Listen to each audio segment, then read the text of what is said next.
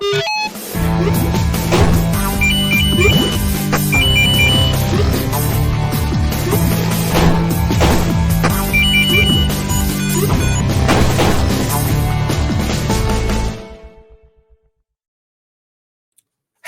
New Year.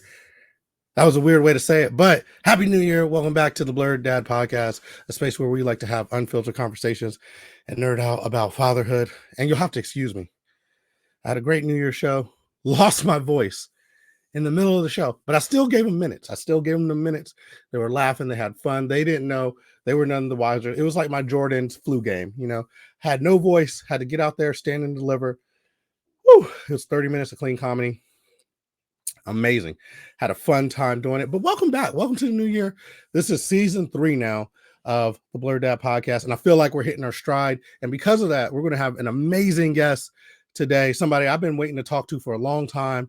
I wasn't able to talk to him. They had the clamps on him. They kept this guy under wraps and they wouldn't let me speak to him. But now he's off the chain. He's ready. He's ready to go full bore. Give us all the information, all the goodies that we need to know about the stuff that you guys like, comic books, all that different stuff, pop culture. We'll probably even talk a little bit football, but my guest is none other than David Betancourt. He is amazing author, writer. He's I think in his bio it said 2-time Eisner Award nominee, but I think he's a 4-time. So I think he got extra awards since the bio came out. But he writes about all aspects of comic book culture for he used to for the Washington Post Comic Riffs blog. As a child, he was mesmerized by the adventures of characters like Iron Man, Captain America, Black Panther, and those early fascinations turned into a love for reading graphic novels and eventually a career writing about the very heroes that ignited his imagination. He's an amazing dude. I went to high school with him. He's also very fast. Not faster than me. We'll talk about that story. But there's so much that we're going to get into. But before I do that, please let me make sure that this year we started off right. And if you want to start the year off right, you got to get your pet laced up in the latest fashions. You got to visit theymademewear.it. That's theymademewear.it. They are a husband and wife team that is on a mission to help dogs discover their fashionable side. And any pet that you have, really, you can put them in whatever you want. If you want a Halloween costume, an adorable dress, comfy jammies, custom designer gowns, they got it. Your fur baby is going to love wearing the latest fashions. It's going to be amazing. And just remember, whenever you're shopping in their store, you are contributing to Hope for Paws, which is an animal rescue organization that works tirelessly to save the lives of abandoned animals. So I don't know what you're waiting for. You should use code word BLERD. That's code word BLERD for 15% off the entire store at checkout. It's amazing. So now we're in the new year. We've paid the bills. You know who the guest is. I don't even think I should delay anymore. I think I should get right into it and start talking with my good buddy, Mr. David Betancourt. What's going on, brother? How you doing, Glenn? I'm doing good, man. Sorry for the long intro. I hope I didn't keep you waiting too long. No, that's okay. I mean, you're pretty good at this. You're in season 3, so I figured I'd just let you do your thing. I tried. I've been doing it for a while, man. You know what's interesting? I feel like your voice is a voice that needs to be in the podcast sphere. You know what I mean? Like, you have a lot of information. Here, one of the things, like when I started out doing this podcast, obviously I called it the BlerdDad podcast. And now that I'm talking to you, I'm like, well, he's the real BlerdDad. Like, he's like deep BlerdDad, you know what I mean? Like I'm like surface level BlerdDad. I feel like you are deep BlerdDad, bro. Well, thank you, bro. I appreciate that. How you been, man? What's going on in your life? How's things going? I'm doing okay. So I'm like, let's see, New Year's was Monday, so it's Tuesday, Wednesday, we're third. Like I'm like in day 3 of this is the buyout era. So I was one of the many over 200, really close to 300 journalists at the Washington Post who decided to take a buyout. I've been there almost 17 years, and that put me in a tier where the numbers were looking pretty good. Yeah. It's a nice little boost to my retirement account. So it was a really tough decision. Obviously, I was at the Post almost 20 years. I've been there since I was 24 years old. I'm going to be 44 this year. So It's a long time to be in one place, like it's encoded in me, not just because I was there for so long, but because I'm from Washington. born in DC, grew up in the burbs, was out in Ashburnistan, as my boy Clinton Yates likes to call it, with you, going to Broad Run High School, class of 98. But I say that to say the Post was, it was a part of my life. I grew up reading that paper and ended up working there almost 20 years, writing about the thing I'm most passionate about, which is comics. What was that like? Because that's like a dream come true. Literally, like not only your hometown paper is like a major publication in the world, like the entire earth. It's like a major publication, and you get to write about the thing that you have loved for so long. Like what was that like? There were times where I did have to pinch myself and say this really is a dream come true, because I didn't get into journalism. Our story is funny because we didn't just go to high school together. We went to college together too. That's so crazy. That's so weird. So it's such a Northern Virginia thing. It really is. But and we were on the football team together. We were on the track team together. Yeah, we'll get into the track in a bit, because I'm still a little salty about that. So let's start off the chat a little more positive first. You know what? I don't want to get you too salty too up front, because this is a great story. Y'all are going to love this story when we talk about the track escapades. But no, it's just like when I saw that you were writing for the Post. You know how we all got cousins, and anytime somebody does something, you like, oh, that's my cousin. As soon as I saw you write, I was like, yo, that's my man. Yo, we used to and so your success, I feel like, was great, because it made me realize that I could be successful in a thing too. You know what I mean? Like it was very much like oh man, this like someone who came from the college that I went to, which in my mind, Radford is a great college. I love it, but it feels like a very small school. You hear all these other names that are like, well, especially because of the schools that we share the state of Virginia with. I mean, there's some big names in there. So Radford is sometimes 4 or 5 on the list, but I had a great time there. You had a great time there.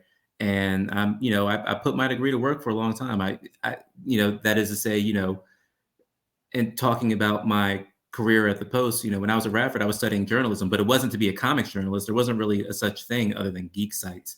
I wanted to be a sports journalist. My heroes were Michael Wilbon and Tony Kornheiser. Those were my Avengers. Those two guys right there. They would come together and phone Voltron. PTI started when I was like a junior at Radford back in 2001, and they began this like journey of showing that a newspaper reporter can make a transition into television. It was a crazy time. So when I got to the Post in 2004, where my podmate was the legendary Dan Steinberg, we were both Agate.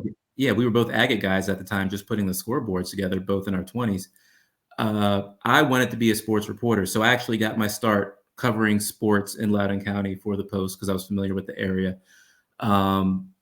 But it ended up not working that way. And it was just this crazy, all the crazy things that needed to happen for me to become a comic book culture reporter at the Washington Post over, a decade.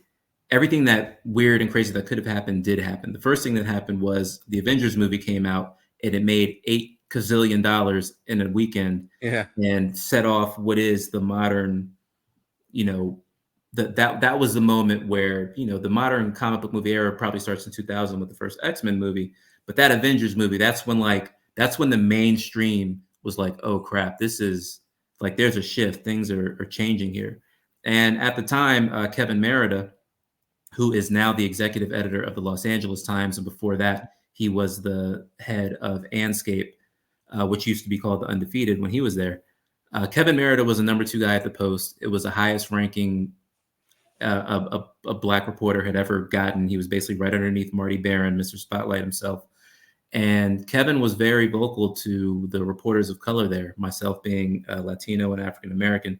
That meant a lot to me, because at the time it fluctuates, but there weren't a lot of us in there. So to have a Black man telling me, if you've got an idea, you can bring it to me at the Washington Post and I'll consider it, that was a big deal. So I basically went into Kevin's office and bugged him for years, trying to milk the fact that he went to the same high school as my father, Central High School in Prince George's County, Maryland.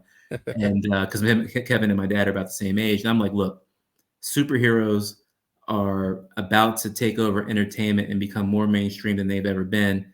We already had the Comic Riffs blog that my buddy, good friend, and brother, Michael Kavanaugh, had created at the Post. we need a reporter that's going to cover this full time because it's a language that I speak that no one else in this newsroom speaks, and it can get us a lot of clicks. And thankfully, Kevin believed in me. And one of the last things he did before he left for ESPN, which was a stop before the LA Times, was he dropped me in the style section. And that was how I got my start. And it was off to the races from there. Yeah, man, you've had some great articles, some great interviews. Like the content is always like top notch. I know you see me on Twitter. I'll be like, yo, Reddit, dope. So one thing that I think is awesome, and it's one reason why I do this podcast or whatever, is to be like an example to my child. Did you ever think about that when you were going in, like writing, and you're one of the young Black faces kind of like innovating at this institution, and then now you have like this child. It's like, man, you know what I mean? Like there's a degree of like, I guess, like pride that to take and be like, yo, I'm one of the like pioneers of doing this thing. And now I have this child who sees, hey, daddy can do it. You can do it. Did that cross your mind? Did you think about that? I did, in a sense. Parenthood is really funny because over my career at the Post, especially, because when you tell people, Washington is very much a what do you do kind of city. It's like people could give a damn about the human being that you are or what quality person you are. What is your job, goddammit? Tell me that. Like that's DC. So when you end up, when I would always say, I would always try and like bury the lead, because when you tell people you work at the Post, they kind of go, oh. So I'd say, oh, yeah, I'm a journalist. Oh, what do you do? I'm a writer. Oh, where do you write? The Washington Post. What do you write about? Comic book culture. What? They're like, they do that there? So yeah. One thing I always got a lot when people found out what I did was, oh, your kids must just think you're the coolest guy in the world.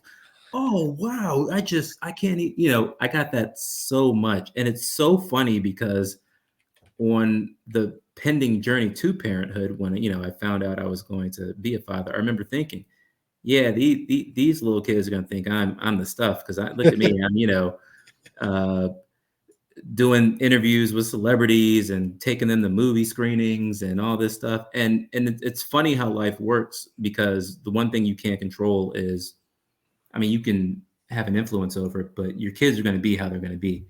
And as you know, the younger generations, they're very technologically savvy. They have their devices, they have their screens. And my kids really aren't. My middle child is Harper. She's just the other day, she was like, oh, Poppy, I saw this funny Deadpool Spider-Man comic. Can you show me that comic? And I'm like, that's my girl. But the only reason she saw it is because she was on Pinterest. Right. It's not like she was on Marvel, that like it randomly strolled by. So that's kind of what happens with my kids. My oldest daughter, not into it all. Middle daughter will humor me, but she's very much into art. So that kind of leans her towards comics. Those are my two girls. My son could care less. Absolutely could not. He is just, I've tried. He doesn't like watching movies. He's How old is he? Nicholas is 7. Oh, wow. Okay. Yeah, he's no, I'm sorry, he just turned 8. He just turned 8 in November. And kids in that age range, like 10 and younger, especially boys, man, they're into their YouTubers, they're into their social media personality, they're into Roblox, they're into Minecraft. You and I grew up, and I say this all the time because I got my son a PS5 last year, which I thought would have catapulted me to Dad Hall of Fame, because as you remember last year, those prices were no joke. Yeah. It's not like now it's not like now you can walk into Best Buy and you actually find one. Like a year ago, you were paying double if you went to one of those. And so one of the games I got him was Madden, because I grew up playing Madden, and he likes to play it, but he would rather play Roblox football, which looks like 4-bit graphics and just like blocks, like, walking like this, like throwing a football back and forth, than actually play Madden, which actually looks like can you imagine us playing John Elway football on a Nintendo Entertainment System? Like seeing a 2024 version of Madden on a PS5, like we would flip out.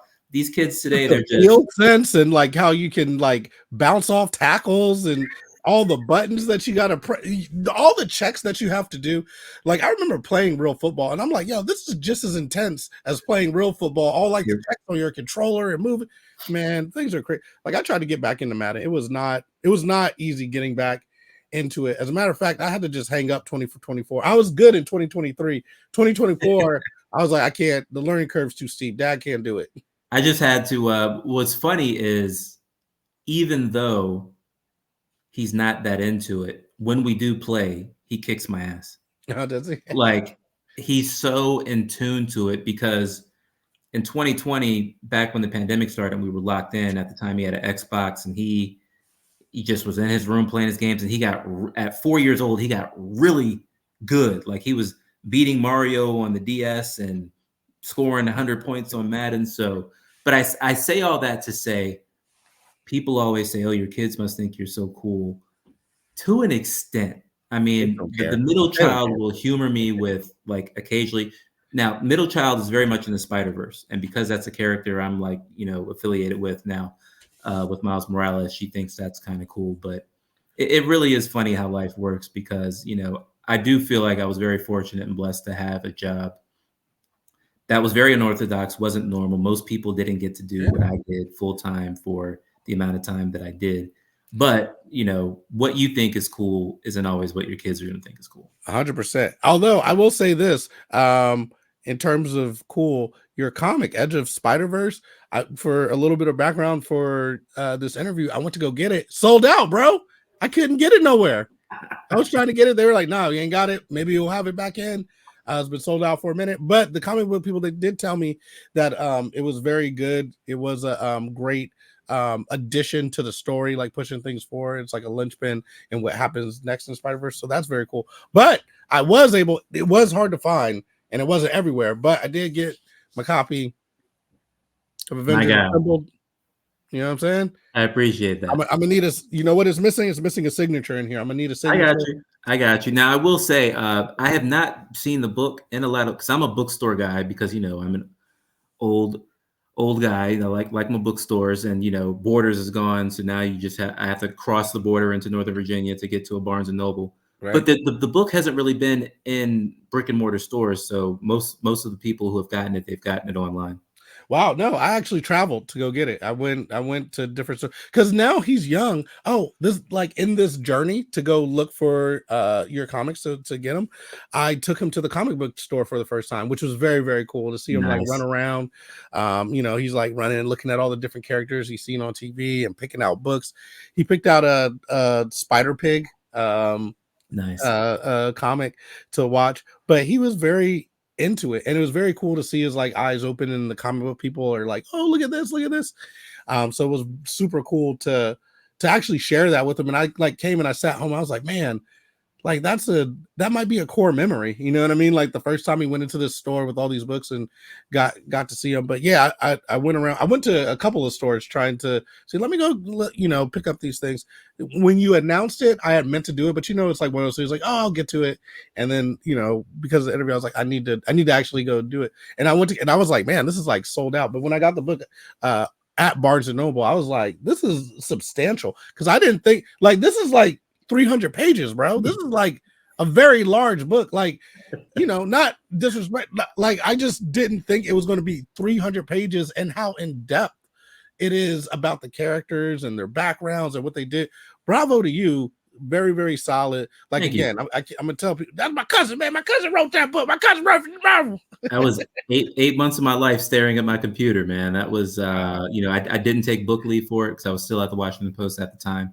And give you book leave at Washington Post? Like, if you're going to write a book, they say, okay, go ahead and do it. You can take book leave, but they don't pay you for book leave. So I'm not Bob Woodward and already have like all this cash in the bank. So, right. I needed my check every 2 weeks. So it became a nights and weekend thing. So, usually Friday, Saturday, Sunday, or getting up early in the morning. And it was just like that. I would try and do a chapter a week. And that's how we got to about 305 pages, I think. Yeah, dude. I can't wait to get into it and go in depth, because I know a lot of these stories from, when I was young, and then following up with like the movies, because I've been really engrossed in like the MCU, and that's, a big thing. As a matter of fact, my comedy special I felt like was kind of like a MCU, like one of the origin story little deals. Even has like a post credit scene and everything. But it's really, it's really kind of captured my imagination as it has the world over. But it's very cool seeing that, and I can't wait to get in it. And it was very cool taking him to the bookstore, and it just kind of jump started my idea that I'm gonna take him around these things because I think he's interested. You know what I mean? I think he's interested. So now you said your son's not interested at all. Was he interested when he was younger and then it changed, or he just never was? He was interested in the games. He played the first Spider-Man game, the Miles Morales game. He played that a lot. But it's funny because you mentioned that your son, when you took him to the comic book store, he recognized some of the characters from other media. We didn't have that when we were younger because comic culture wasn't what it was in the 80s and 90s, even early 2000s. All we had was the occasional Saturday morning cartoon if we were lucky. Cinema didn't really take off until the mid 2000s. So it's really funny because my kids know these characters, but they don't know them from reading the comics. They know them from cinema. And it's the same thing. I teach a class at the University of Maryland. It's called Comic Book Culture and How to Cover It. And in the class, we go over the last 20 years of Hollywood and comics kind of coming together, starting with the Hugh Jackman X-Men movie in 2000 all the way up to present day. And one thing that is very apparent when I'm teaching my class, with the upperclassmen, generally kids that are 21, 22 years old, none of them have read a single comic book, but they all know the characters because of the MCU. So it's the way, that we're generationally, we're just taking it in different ways. You and I met these characters through a comic book at 7-Eleven and a Saturday morning cartoon. These kids have a whole cinematic universe introducing this to them. Yeah. Hold on. I just gotta point out that my introduction, what I think jumped off the comic book movie franchise, was Blade, Wesley Snipes, because that was the first time, going into that movie, I knew it was a comic book. I was like, all right, I expected a Marvel comic too. Yeah, Marvel comic. I expected it to suck. I was like, oh, this is going to be, whatever, but it's fun. It's my boy, Wesley Snipes. Love him from Demolition Man. Love him and everything he does. He's like, Passenger 57. Wesley's my dude. You know what I'm saying? Always bet on black. Always bet on black. So I should have known that going into Blade. And when I went in there, I was like, yo, that was really good. That was really. Well, the first Blade is a piece of art. But what is so special about Blade? So when I say the era kicked off in 2000, you're absolutely right. Without Blade, which came out in 98, none of those other movies happened because Blade was a Marvel movie that worked and showed Hollywood. If you can take a character that nobody even knew and make a good movie, what can you do with the bigger characters? The difference with those two movies is Blade was able to kind of disguise the fact that it was a Marvel character. Like a huge chunk of people that went and saw Blade, unless you were a hardcore Marvel Comics fan, or you just paid attention to the fact that it said Marvel Entertainment at the end, you did not know that that was a Marvel comic. So Blade was definitely the beginning, but that X-Men movie in 2000, there was no, it's okay, this is Marvel. You know what I mean? It's not that Blade in 98 wasn't. It's just that Blade came out at a time where I'm talking Blade, I'm talking Tank Girl, I'm talking that first Judge Dredd movie with Sylvester Stallone. Right. They did anything they could when those movies came out to disguise the fact that they were based on comic books because Hollywood was still embarrassed and thought that comics were not worth that type of attention. X-Men in 2000, the first time, we're like, yeah, here's Wolverine and his claws popping out. Here's Storm and the Thunder. Here's Cyclops with his ruby quartz and the blast. That was when they started getting geeky with it. But good for you for bringing up Blade because you're absolutely right. A black man did it first. Hey, you know what I mean? Put it on the map. And it's been exciting. Now I'm hoping that the next Blade comes out. Now, but we also need to bring up the fact that they kind of gentrified it by the third one. Yeah, right? It definitely. I mean, I love who was it? It was Ryan Reynolds. And, Justin Timberlake. No, wait, was he still Jessica Biel? Jessica Biel. Jessica Biel, yeah. Parker Posey was in there. Yeah, but I mean, because it was very much like Blade is like the next generation. I'm like, damn, Blade doesn't know any black people. Like, what's going on here? It's like, wait, we just started. We already got a next generation. So like I kind of didn't like the fact that it almost felt forced, like they were. I don't even think Wesley like making that movie. I'm not sure. I've never spoken to him about it. I mean, but judging by like how it did or whatever, it didn't feel like it did. Like it felt like it was a totally different thing. You know what I mean? It just felt like the Hollywood producer being like, "Oh, we need It's just like you ever hear that story back in the day where like the only reason Drumline got made is because they had that one white kid in the band. No, what? Like what? There was like supposedly this hesitancy in Drumline's an HBCU story. So rumor has it there was some executive that said, "Hey, we have to have a white kid so the general public can blast." It's always a general right. public. It kind of felt like that a little. Blade 3 kind of felt like a producer saying, "Oh, I've got this great idea," and that's usually never a good thing. But there's no denying that the first Blade from '98, that is groundbreaking, and that was the beginning of Avi Arad, who was Kevin Feige before Kevin Feige was Kevin Feige, really starting to have some juice in Hollywood. It's what's so crazy too is like as much money as Black culture generates, it's funny that they're always like, "Oh, it's not going to be marketable." Like that's not as much money as y'all make off us. You don't think that the next there is and I know this from covering entertainment for a long time, there is that sense that our culture can do well here because of how big African Americans are on pop culture in general. But if you take it overseas, there's this feeling that you're not going to be able to sell it, which is not true. I mean, it's Black crazy Panther. Too, if you think about it.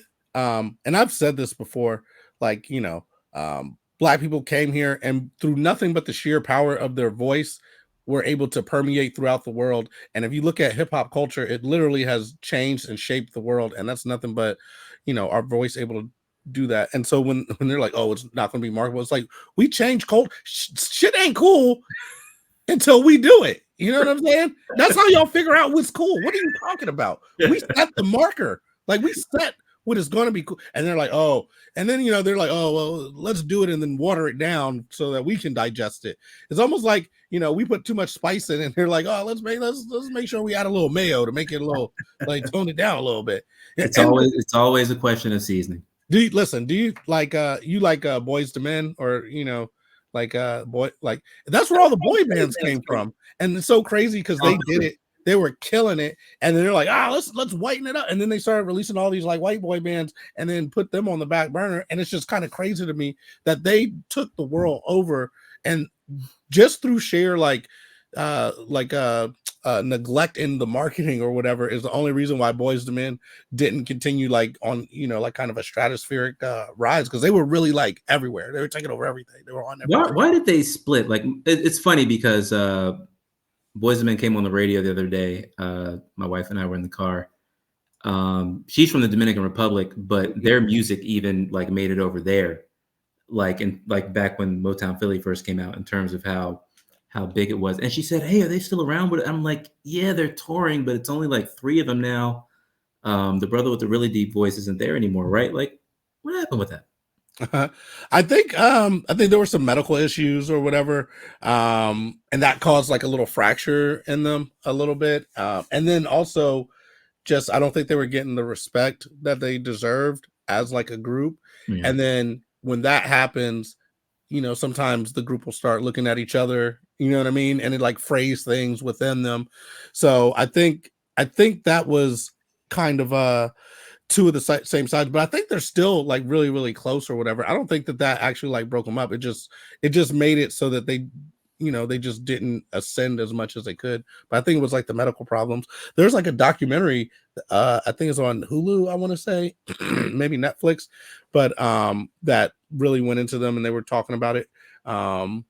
And they were just talking about how they influenced and revolutionized a lot of things. And the next thing you know, there's all these, you get, NSYNC, you get Backstreet Boys, you get all these like, shoot offs from them, and they're sitting there looking like, wait, what? That's our thing. Like, that's our New Kids on all this.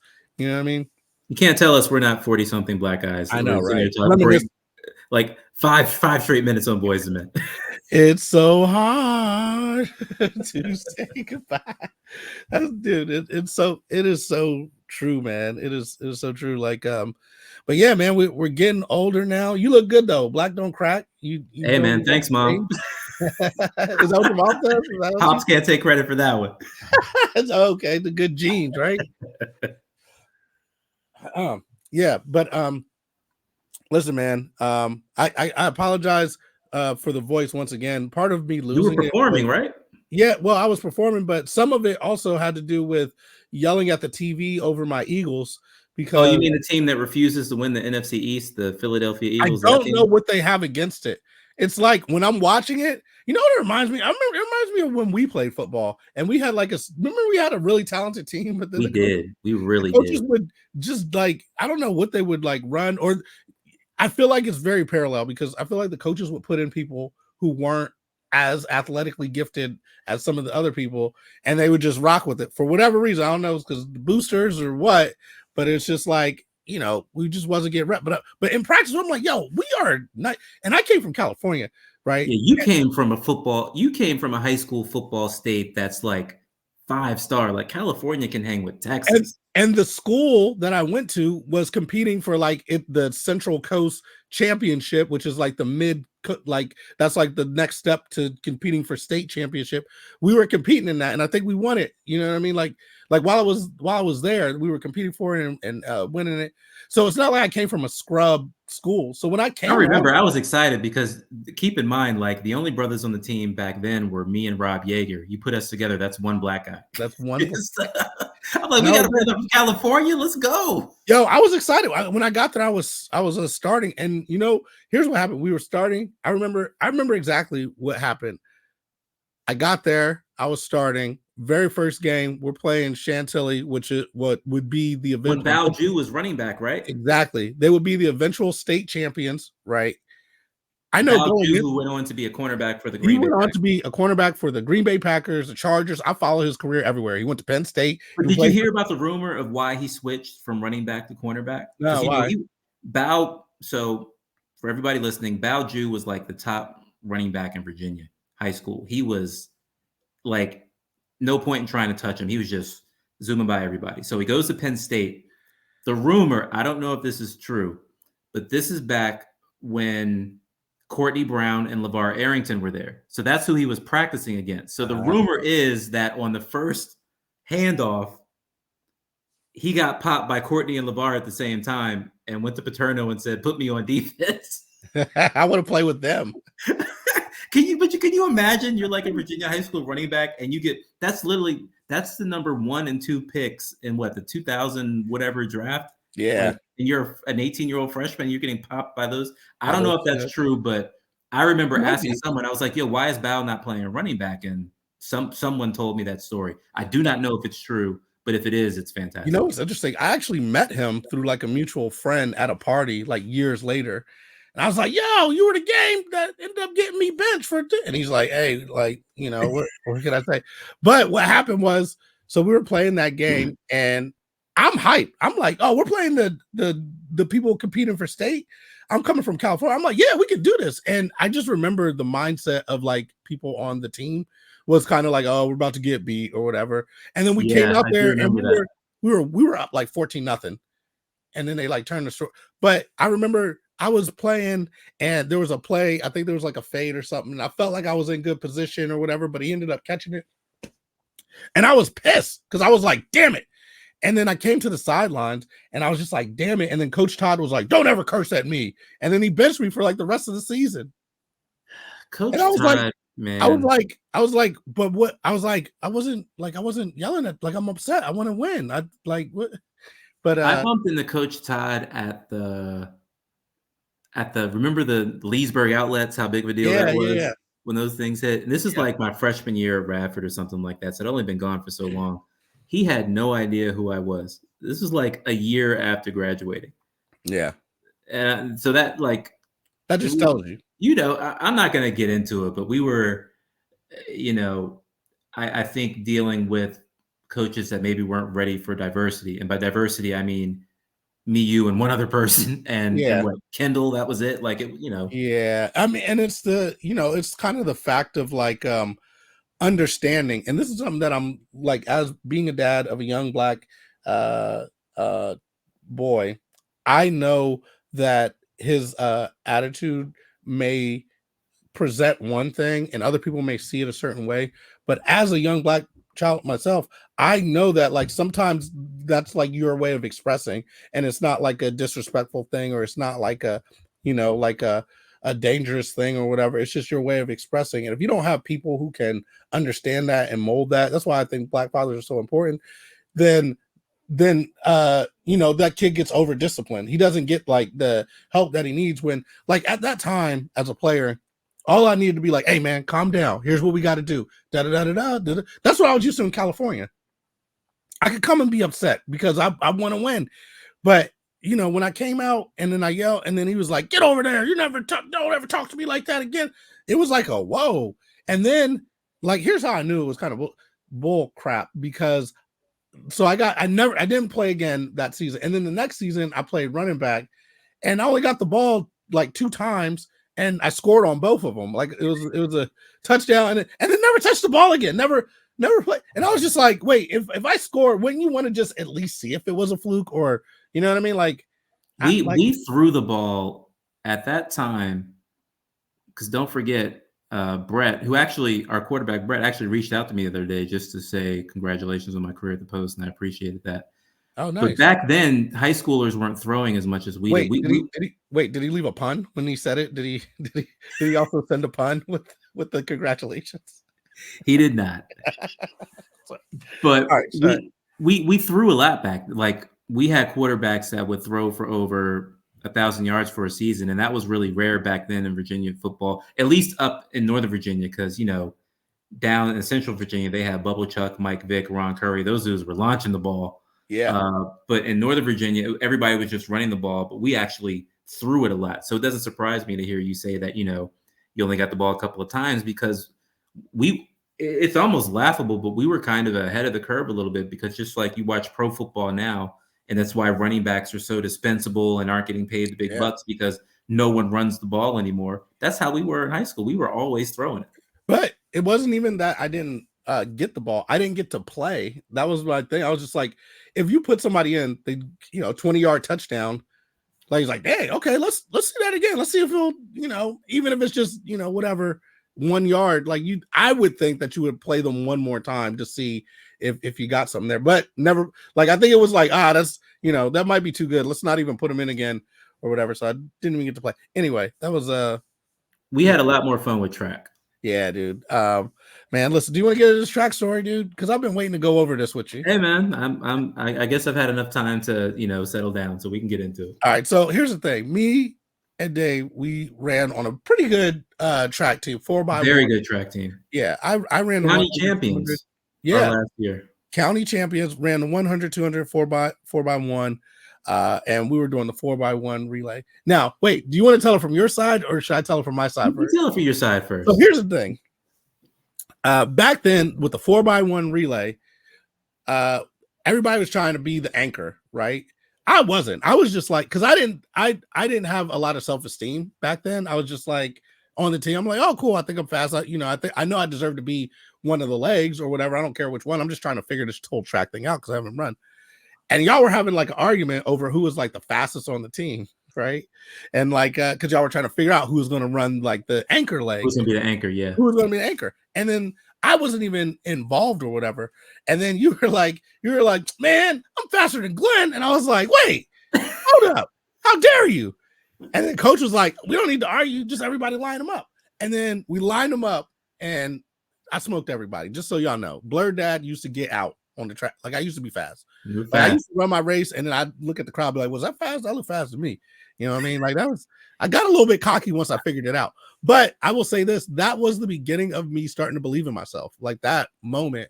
And I appreciate you for like pushing that to me, because I was kind of like wallflowerish. I was just like, oh, whatever, I don't care. And then in that moment, it was just like, nah. And then it was like, everybody get on the thing. And then I tried my hardest and actually like did it, like beat everybody. And they were like, oh, maybe that was a fluke. Let's do it again. Try it again. Boom, beat them again.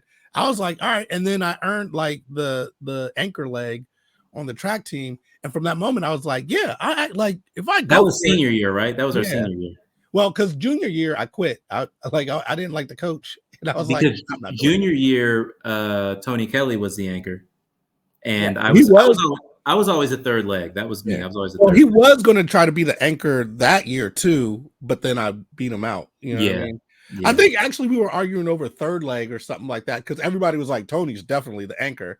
And then after everybody raced, I was the fastest. They were like, oh, actually, Glenn's the anchor, you Yeah. know? And it like changed the whole thing, changed the whole trajectory, gave me a lot of self-confidence or whatever, propelled me to do a lot of things or whatever. So that was dope. But I always wondered, like, what does Dave think about that? Because he called me out, and then I happen to be the fastest one on the team. Like, so Hey what is man, your how was the story for you? you delivered in the moment because don't forget, I was the captain of the sprinters. Yeah, You know, so that was like a teachable moment for me in terms of recognizing the fact that you stepped up and showed you were the fastest and you needed to be the anchor of that team. I never really focused on anchor. There were always only a few people faster than me. It was like you, Tony, Steven Santiago. It was like three people. Like anybody yeah, else, I knew I was smoking. So I always knew I was going to be one of the four legs. Um, so really, I was never concerned with the anchor because I always knew I was going to be running that curve, either right. the first or the third leg, Yeah, and I was usually the third leg. But it ended up being a great year for us because we won the county championship that year. That's the only championship I ever won in sports because I didn't play a lot as a kid as much as I wanted to. My parents just didn't have the time to get me in sports back then, which is why I was reading so many comics back then. But that I vividly, I mean, we're talking what, 25 years ago? I vividly remember that stuff like it was yesterday in terms of athletic prowess, in terms of being at your physical prime. Like just thinking about how fast we used to run, I would pop a hamstring if I tried that oh right my now. Like, goodness, dude. Yeah, exactly. I was thinking about that the other day, and now it's like I got a rock to get up off the couch. Like, like that's how big it is, man. We were just talking about it before we started. Like I'm in my fat black guy who smokes meat era. You know what I mean? Like, now, I are got you actually good at the smoking on the grill, yeah, all that we'll stuff? have to. Are you guys far away? Because we'll have to have you over for some. You I said feel like you're I've because anything I do, I try to like as you probably see with like the podcast, even with track or whatever. Anything I try to do, I try to put my best into it, and that includes like with the smoking meat. So if I'm doing something, like I don't know how other people do it. It's like when you try to do something, don't you like research to like do it better. So I'll smoke and then I'll be like, all right, let me learn how I did and do the next thing better. So I've taken that to with the smoking of the meat. And I think that it like stuff turns out pretty good, man. I've learned how to do it. And it's funny because now I go to cookouts or whatever and somebody's like cooking on the grill or smoke. I'm like, ah, you're that guy, huh? I don't say anything. I don't, it's like track. I don't say anything, but if someone points me out, I'm gonna be like, hey, I know what I'm doing here. Let me put on the oven mitt. I got you. Oh wow, it's fine. That's one thing I've considered, because I've taken the buyout at the Post, and I'm still going to be teaching. I'll be teaching at American University and the University of Maryland this year in journalism, but I still have a lot more time on my hands, at least for now, until I find the next thing. And one of the things I was thinking about getting into was being a little bit more culinary, if you will. Ah, But I just don't like. My wife's from the Dominican Republic, and she's one of the greatest cooks I've ever met. Like I grew up, my father's family's from Puerto Rico. I grew up on Caribbean diets and foods and customs. And I used to think nobody could cook better than my Puerto Rican grandmother, Anna, who passed away a couple of years ago. Um, and then I met my wife. I'll never forget calling my uncle one day and be like, yo, I think this Dominican girl can cook better than Ma. He's like, shut the F up. You're crazy. But like when you're like next to excellence like that in terms of somebody who can literally, I mean, even something as simple as like scrambled eggs. Like like I'm very happy to report that my wife is very hot. Like she's like Rihanna's stunt double. Like I'm very happy. But like I can just as vividly remember like the first plate of scrambled eggs I got that just tasted like heaven on earth. And I just realized that sometimes I'm like, I want to learn how to cook, but then I'm like, I'm never going to be this good. So why Yeah, don't I right. just What's the point? enjoy it while I have it? So, Do y'all cook um, together? no, I've always tried. She always thinks I don't have the interest because my grandmother would teach me how to do a couple of things, but I just like to watch the master work, man. Like, holidays come around, and I'm a big fan of Dominican potato salad. Like, just like the simplest things will be so damn delicious. So Mm. I have all the respect for people who can throw down in the kitchen because I have many talents, but I don't think that's ever going to be one. Patience and palate. I feel like those are two things that you need to be able to cook. Like you need to be able to, not rush things and understand the time that it takes to do each portion. You know what I mean? Because you want to cook things to a certain level. It's all about like temperature control, and then palate is just knowing how things fit and mix together. So when you're smoking, meats, it's like how long is the marinade in there, and all like it's all these things that go to. I'd say those two things. If you're thinking about getting into cooking, patience and palate, those are the two things that you need to, really like focus on. I think Because I'll just that'll sit back and enjoy and eat good food. I'm you can I'm like, it's such a learning curve, but I'm very, very fortunate to have someone in my life that is just a once bomb. you start cooking, you're gonna be fat like me. You want I've that was a problem, man. That's why I've gotten so large because you're cooking, you trying it out, and then you eating the whole meal, man. You were a trim kid in high school. And you were one of the smaller guys there in terms of like weight. Like, I Yeah, think back then we were all, I don't know, in the 160s or something like that. God, I couldn't yeah. I was imagine like doing 150, but I could pop though. That's the whole that. thing. I was like, ah. I remember a few times. As a matter of fact, Sam Stroud, who was one of my first friends there, I remember he had like a little out route. I was like, oh, I love an out route. So he looked a little out, and then he tried to turn up, and then I popped him out of bounds. And I remember him looking back at me like, God damn, like because it was just like a thud, and then carry him out of bounds. And Sam Like, was one of the better receivers in all of yeah, Virginia. but I So that wasn't trying to. I wasn't trying to like lay the wood on him. I was just trying to like boom and get him out of bounds. And then from that hit, he was just like, "Damn, dude, like what?" I did like playing defense and hitting. That was a lot of fun. Man, football was good times. Yeah, we kind of run in the same circles. I know I've seen you at some of the press screenings. I do some contributing work for Nerds Rule the World, New Release Wednesday. So that's always cool when I get to see you out at like the press screenings. I'm like, oh man, like And you'll still see me. That's what's really cool is that I'll still be in the press circuit. I'll still be going to, especially if it's superhero related screenings and things like that. So even though yep. I'm no longer at the Post, I'll still be a part of that community and potentially writing somewhere if inspired. Listen, here's the thing. You definitely would benefit from doing something like this, like having a platform like this where you could just speak your mind and speak freely about what you want, and then speak often as you want. I think you would really benefit it. And if you need any, advice or information or whatever, holler at me, man. I'm always Yeah, because you're the guy. down. You're season 3, man. You're about to get syndicated. Yeah, dude. But it's been nice doing this. I get to talk to so many people about so many things, and really, the reason why I started it is because I definitely wanted the Black father to have like a voice, um, and this is like a platform to do that. So not only am I getting to speak to my kid into the future, I'm also getting to be like, hey, Black fathers are around, because doing comedy, I just that stereotype that you always get, Black fathers, haha, I miss it, but it's like all I know is good Black fathers. Yourself, myself, Yeah. you know what I mean? All my friends, comedy friends, my father, my stepfather, my grandfather who just passed away. By the way, condolences on your grandmother passing away. Thank you. Um, all of that, you know what I mean? Like I feel like that needs to be the narrative. So I'm like, well, I'm at least going to create a platform that is going to be one more piece to the narrative that Black fathers are dope and they are around. So that's what this is. Um, I don't know, man. I think we need to talk more because you're going to have a lot more time on your hands, and you're going to need to fill that time. You know what I mean? You're I going to, can be around. I can. I've got a couple of projects. I just recently announced a new Miles Morales story that I've written for Marvel Publishing.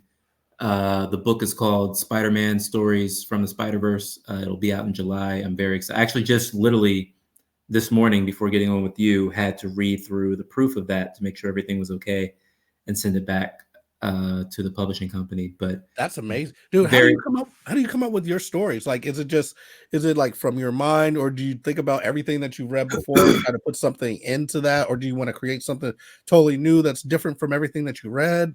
It's a combination of a lot of things. Whenever I can get my hand on Miles Morales, obviously you can imagine that character is very special to me because I did not think in my lifetime a mainstream super popular superhero would be half African American, half Puerto Rican. So whenever I get the chance to write Miles, because I know, I believe I was the first person of Puerto Rican and African American descent to write him. I know there have been some others either who have drawn or written as well. But I try to add that element of what it's like being a part of those two cultures into the story. So Yeah. anytime I've ever written Miles, whether it be in the comics, whether it be in Edge of Spiderverse 3 with his sister Billy Morales, um, I always try to take a little piece of what it's like to be me, just because I've never seen that, just because no one else has written Miles from that perspective, other than to say, oh, yeah, your mom's Puerto Rican, your dad's African American. But then you just have to come up with a really cool story. Like I can't write 22 pages of saying, "Oh, it's so cool to be Puerto Rican and black." Eventually, he's got to pick up a car over his head and throw it at somebody Something, right. and do something really cool. So a lot of that comes from, I've been reading comic books since I was 6, 7 years old. So that's a long, for a 43-year-old man, that's a long time to be reading a medium. So I feel like, things that I do in terms of when I'm writing that character are kind of a combination of the many comics that have inspired me over the years. Yeah, and then you want to like kind of add. It's just awesome that you're adding to that lexicon of what these stories become and where this character goes, which I think is incredible. Did you have any, or do you think you'll have any input in Beyond the Spider-Verse, which is like, because that is like my number one movie of the year last year was Into the Hands down. It's Hands down. like hands down. It was great. That moment when she's talking to him on the roof and she's like, this little boy that I send out into the world and I don't know if they'll love him. Oh my goodness. I started crying on the trailer, bro. I was like that, but the whole thing was just done so well. And when you break down how intricately they married the score to Oh, the the score was narrative, so good. Oh and my like God. how all the music is hitting when certain characters are doing certain things, and then Every just character had a different kind of score. You know what I have mean? That got was a great. different score and a different look and everything, and just to bring it around, and the like to have it full circle where Gwen started off in a band, breaking out of a band, and then at the end she gets her. Just Making a new band. I think they did the best service to a story that I've seen in like a very long time, and it was great that it came through in the comic book medium. So anyways, my question: do you think you're gonna have any input on the Beyond the Spider-Verse, or that's not even in your wheelhouse right now? It's funny because when you watch the first two Spider-Verse movies, you can definitely see the influence of the comics bleeding into the story. I had my first experience of something I wrote influencing how Miles was portrayed in another platform so the new Spider-Man 2 video game came Yeah, out. It's with Peter and Miles together in yeah. the game. Which, by the way, I can't play because I get too hooked on video games, and then I'll waste all my time playing. So I have to just abstain. But at least you can admit that. I, So um, recently with the new Spider-Man 2 game with Peter and Miles, one of the suits that Miles can unlock is a Puerto Rico Spider-Man suit. oh, nice. And I created that suit. Oh, Like wow. that was a suit that appeared, like there's only one place that suit had ever appeared. So I knew they got it from my comic. So it was a comic that I wrote that was illustrated by Aletha Martinez. So I came up with the idea and she came up with the look. And it's basically his same suit, except, where it goes right here, it's the Puerto Rican flag.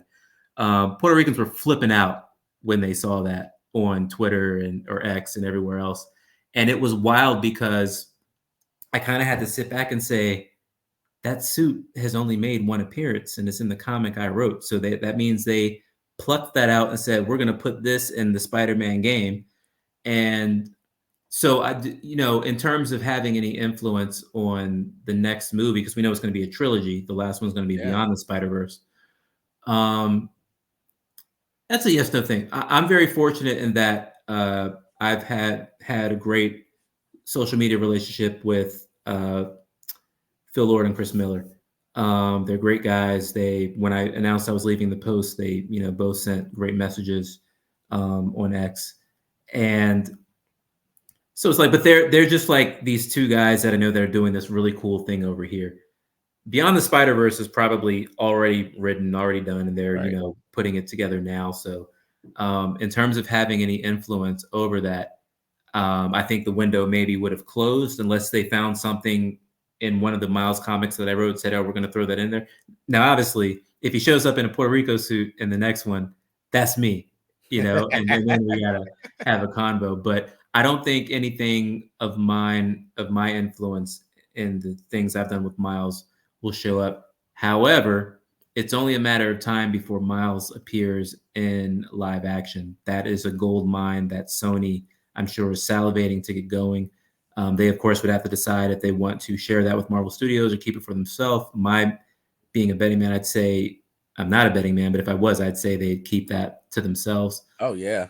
But if Miles pops up in live action and they are like, man, if only there was a half black, half Puerto Rican guy who wrote Miles Morales that we could lean on to help mold our live action Miles, I would take that call in 2 seconds. So I will say, though, that it is an honor and a privilege to have been able to, in any small way, add to the mythos of Miles, because he is an iconic character who's been around for over a decade, and his influence and what he's done to not just the comic book industry, but movies is incredible. So I'm just like a small, tiny part of that, but I'm very proud to be a small, tiny part of that. No, that's amazing. And if you do get that chance and you're, influenced and you're that live action, like you're somehow even writing it or something, listen, if you come to a point where you can't figure out how to do a thing, right? I am a problem solver of movies, dude. I have fixed Batman versus Superman. I have fixed Flash. Like, in my mind, when I watch these movies, I have to be like, no, here's what you should have did at this point. Like, this would have made way more sense.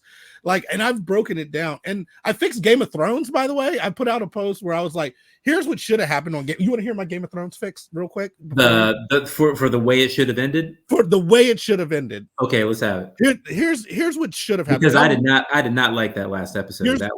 Here's what should have happened. I think they should have built it up exactly the same way they were doing Night King's coming, Night King's coming, Night King's coming, or whatever. Winterfell or whatever is preparing for him or whatever. And then nobody comes, right? And it's like, what the hell? Why is he not here? Why is he not come or whatever? And then cut to King's Landing. And then he goes around Winterfell to cut through and sack King's Landing, killing all the people in King's Landing, taking Cersei as his ice queen, and then they become Ice Queen and King or whatever. I can see Cersei making that deal. Right. But then it makes it more impactful when Arya has to come in and kill her, because she's killing the person that was the top on her list. Yeah. So that makes so much more sense than what they did. And then you get Jon being able to take out the Night King at the same time with his sister or whatever. I think that would have been a much better. And basically my idea was the Night King should flank and go to King's Landing instead of going to Winterfell, which everybody knows that he was going to do. Sack King's Landing and try to come back up to Winterfell and take Cersei as his Ice Queen. I think everybody would have like flipped out. That would have been an iconic moment in media. Why did you not do it, Game of Thrones? Why did you give us the other thing? This would have been amazing. I think the reason we got the other thing is, weren't the showrunners, hadn't it been announced that they were attached to like a Star Wars project or something like that? So. I think they were tired. And I think they were just trying to wrap that up. They weren't going to sit around and wait for George Martin to give them another book. And they just said, let's do it this way. But I've never seen something where the quality of everything up to that point is just pristine. And then it just ends so to the point where there's a Starbucks cup in the shot like multiple times. It's like, that's how much everybody was just done with it. Like, all right, whatever. Yeah, man. Just run it. Ooh, listen, being that person. We've had a lot of fun here, but I do have to ask you the blerding question before we get out of here. What is something that you like nerding out about? If I had to say, what do you like to nerd out about? One thing I like to do in my free time is like, especially when a new superhero movie comes out, I like to break it down. But I usually do that by going to some of my favorite YouTubers and seeing how they're breaking it down. The thing about being in mainstream media, like for so long, I don't want a mainstream media opinion of a superhero movie because Mm. that's generally going to be given by somebody that either doesn't understand the genre, doesn't respect it, or doesn't think it should be around. I want to know what the hardcore geeks are thinking about something. So when I have free time, I'm either breaking down, like going somewhere like New Rock Stars or somewhere like that, and breaking down something I've just seen, or really just catching up on reading. One thing I really plan on doing now that I've got a little bit of free time is reading a crap ton of comics. I'm right now reading the High Republic, which is a new Star Wars publishing Oh, initiative. nice. It's really fun. So, you know, just wow, that sounds very geeky, but that's literally what I'm doing with a lot of my free time. I'm reading a lot of comics, I'm reading a lot of novels, and hopefully writing some as well. No, that is dope, man. That's a great way to spend your time consuming amazing media, creating amazing media. You know what's crazy about some of these mainstream like reviewers? Sometimes they don't even see the film. Like they'll review based on like the trailer or something. It's like you clearly didn't. It's funny when I was younger, I really leaned heavily on big time reviewers at big time papers or Hollywood trades because when the genre was young, they needed that. They don't really need mainstream movie critic approval anymore. But what they need more than anything is that the general public that sees these movies alongside the fanboys and fangirls, they need to be just as engaged as interested. If you lose that general public, the fanboys aren't enough. It's got to be a nice balance of both. Yeah. Yeah, man, I'm excited. And doing the stuff with New Release Wednesday or Nerd Rule the World, it's been great being in kind of that side of it, being like a movie critic and talking about these films. I don't know if you've ever seen one of the like breakdowns that I do, but I really like to go in depth with these things and like talk about it because I don't like people say like Marvel, for instance, is like, oh, it's just a stupid superhero movie or whatever. I'm like, no, you don't get the nuance of like the father-son relationship between Tony Stark and Spider-Man and like all like all those different things or why things have built up to this point. I really like to go in depth with that. But any movie that I see, I like to do that and really like get into it. And it does upset me when other reviewers don't go as deep. It's like, why didn't you say this? But with that being said, and I'll put this to you. I put it on myself to be that voice, be like, oh, well, that's the reason why I can go out and, put on a podcast or say something. And why, as a critic, my voice has, importance because I am seeing things from a certain way. And it's funny when you start putting things out there, how people will be like, oh man, I agree. Like that. Yeah, you're totally right. Or whatever, or whatnot. You can absolutely tell when you're someone that consumes the type of media that we consume, geek media, comic culture, things like that. You can always, if you're reading up on it, you can always tell if the person you're reading is into it or not, or if they were just assigned a story and trying to get through it. I try to, if I'm going to take the time to read up on something, I hope that the person is at least as into it as I am. Doesn't mean they have to like it, but just coming to it from that angle. Well, I am going to hope that I am very into this. I'm going to get into it. Y'all need to go out and get the book as well. It's Avengers Assembled, the origin stories of Earth's mightiest heroes, written by David Betancourt. He's been our guest today, man. It's been amazing. Get that book. Follow him on social media. I'm sure he's going to be popping up on more things. Hopefully, we'll be podcasting together. I'm gonna try to force him because I know that his voice needs to be out there talking about some of these things. It's all about finding your angle, man. But I hope to see you out there podcasting, talk about where you view things and how you view things and things that you want to see and critiquing things that have come out. I can't wait to see it. I can't wait to do what you next. I can't wait to see what you do next. Thank you, sir. Appreciate it. Yeah, man. So there it is. Follow him, a DC fanboy on X, or David Betancourt writes on IG, and I'm sure other social medias to follow. Man, we run the gamut. We reminisced. We talked about football. We talked about track. We talked about college, writing for the Post, comics. Our kids not thinking that we're cool, even though we know we're cool. the whole thing. I can't wait to talk to you again, man. We definitely need to stay in touch. Congratulations on all your moves. Say hello to the lovely wife and the beautiful kids, man. We'll have to get together. Oh, we didn't talk about.